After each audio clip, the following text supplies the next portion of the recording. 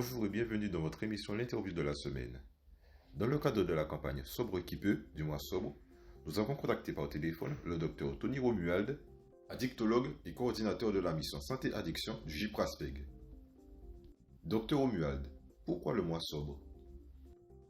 Le mois sobre, ça vient d'ailleurs de la métropole, ça vient aussi d'Angleterre.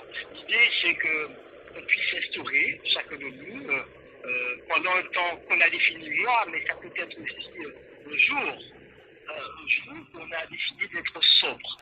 Peut-être simplement dans le changement de quelque chose, dans le changement de boire moins déjà, voire de ne pas boire du tout dans des contextes où habituellement on aurait tendance à boire, voire en plus boire excessivement. Donc il s'agit de créer du changement, il s'agit de créer de la conscience de ce que l'on fait, de ce que l'on boit, et qu'on prenne conscience, parce que très souvent, on peut constater qu'à certains moments, on boit sans prendre conscience ni de la quantité, ni de la façon de boire, c'est-à-dire très rapidement, ni du produit que l'on boit. J'en veux pour point, vous savez, quand on parle de bière, quand on parle de rhum, c'est pas la même chose en matière d'alcoolémie et en matière de degré alcoolique. Donc c'est bien prendre conscience, c'est d'instaurer du changement, et le changement pourrait aller, si on le décide, et pourquoi pas, ne pas boire du tout dans un contexte où habituellement on aurait tendance à boire. Voilà. Et donc ce mois sobre s'inscrit autour bien sûr d'une fête. Vous savez que Noël est bien sûr une fête notamment religieuse, mais comme toutes nos fêtes religieuses, elle est arrosée bien sûr par l'alcool, par des alcools très spécifiques d'ailleurs, qu'on peut confectionner pour cette occasion, mais aussi les autres alcools que l'on connaît. Il s'agit donc pour nous de faire en sorte qu'on puisse passer un moment de fête, parce que nous sommes un moment de fête, et un moment de fête en toute sobriété, c'est-à-dire qu'on puisse prendre conscience de ce que c'est que la fête, sans pour cela se dire que, on a besoin d'alcool, ou même aller jusqu'à des quantités qui nous feraient oublier d'ailleurs ce que c'est que cette fête. Donc on fait en toute conscience de la magie de Noël, je veux dire. Et sans pour cela utiliser un produit qui modifie notre relation à l'autre, qui modifie notre manière de regarder les choses. Voilà. Comment l'alcool agit sur votre santé? Alors, c'est vrai que l'alcool, c'est un produit, c'est une substance psychoactive qui agit avant d'agir sur notre santé, bien sûr, il va pénétrer dans tout le corps, il va passer dans tout l'organisme.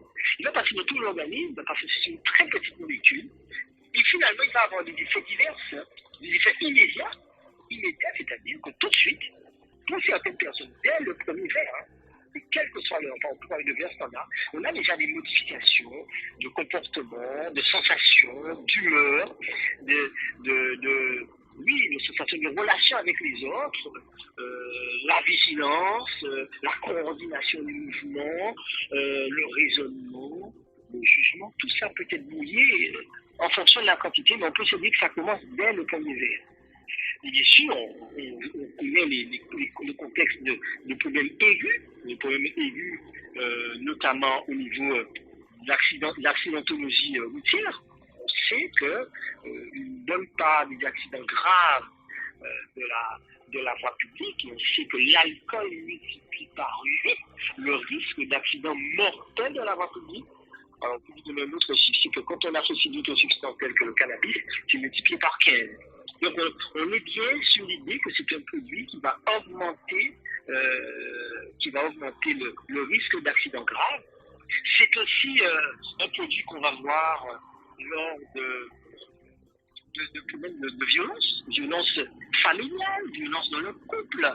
Et on sait aujourd'hui que dans les statistiques de la justice, plus de 60-70% des délits, des actes de violence sont très souvent liés à l'alcool. Alors, on peut dire à l'abus d'alcool notamment, mais on peut dire aussi à l'alcool pour certains si c'est la première fois. D'accord. On sait aussi on parle aussi de violence, notamment au niveau sexuel. On a parfois des abus sexuels qui sont aussi liés ou de relations forcées sous la contrainte. Parfois, l'alcool peut être aussi en cause dans ces problèmes. À côté de ça, on peut avoir des maladies graves, des maladies du foie, l'inflammation du foie, là, qu'on appelle la stéatose, qui peut aller jusqu'à la cirrhose, qui peut aller jusqu'au cancer du foie, le problème de pancréas, l'inflammation du pancréas qui est une pathologie très grave et qui, lorsqu'elle est répétée, peut aboutir au diabète.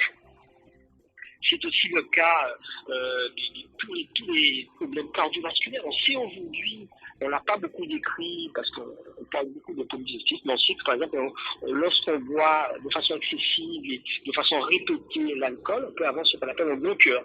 On parle de cardiomyopathie dilatée, le cœur est très gros, il est vraiment très gros et donc il fonctionne mal. Cardiomyopathie dilatée, il augmente la tension artérielle, il augmente la fréquence cardiaque. À côté de ces pathologies vasculaires, même on peut aller jusqu'à l'accident vasculaire cérébral hémorragique, on peut avoir tous les cancers des voies aérodigestives supérieures. Ça peut être les cancers du pharynx, du larynx, de la gorge, ça peut être les cancers du côlon, du rectum, de l'œsophage, de la cavité buccale. On a un nombre de cancers importants qui sont liés finalement à la consommation excessive d'alcool. Et puis à côté de ça, bien sûr, la consommation d'alcool, quand elle est répétée sur une personne vulnérable, va aboutir à ce qu'on appelle la dépendance, l'addiction, avec le fait de ne plus pouvoir s'en passer. Il va entretenir les problèmes, il va aggraver les problèmes, il va donc faire en sorte qu'on ne puisse pas s'en passer. Ils vont avoir, et bien sûr, avoir plus de complications que l'on avait initialement. Quelles sont les recommandations en matière d'alcool? Déjà, il faut dire qu'il n'y a pas de consommation d'alcool sans risque. On sait que la consommation d'alcool est à risque plus ou moins élevé, en fonction de la personne qu'on est, en fonction de son âge, on parle de l'enfance, l'adolescence, l'âge adulte, et aux personnes âgées, mais aussi en fonction de quelle pathologie on aurait. On peut avoir de l'hypertension, on peut avoir un problème de diabète, on peut avoir des pathologies, on sait que c'est un risque de boire de l'alcool parfois dès le premier verre. Alors, les nouvelles recommandations, c'est pas plus de 10 verres standards d'alcool par semaine, un maximum, aussi bien pour les hommes que pour les femmes, sans dépasser 2 verres par jour, et on parle de verres standards. Et quand on parle de verres standards, pour être très clair, si 25 centilitres de bière à 5 degrés, c'est un verre standard, c'est 2,5 centilitres de rhum à 50 degrés. Voilà, pour être clair. C'est aussi dans les recommandations plusieurs jours dans la semaine sans boire. C'est aussi de boire lentement, en mangeant, en alternant avec de l'eau. Et une nouveauté, c'est finalement d'être entouré d'une personne de confiance. Ça, c'est très important. Parfois, on ne sait pas quelle réaction on va avoir en fonction du contexte, en fonction du moment. Et c'est bien d'avoir quelqu'un de confiance autour de soi. Bien sûr, dans les recommandations, on va les reprendre. C'est ne pas consommer d'alcool dans les situations suivantes. Grossesse et allaitement, chez l'enfant, les adolescents et pendant toute la période de la croissance. Donc, globalement, on ne devrait pas boire de l'alcool avant 22, 23, 25 ans. Parce qu'on sait que le cerveau devient en maturation autour de 22, 23 ans, globalement. La conduite automobile, les sports à risque, on sait que les pratiques de sport, on peut se blesser facilement.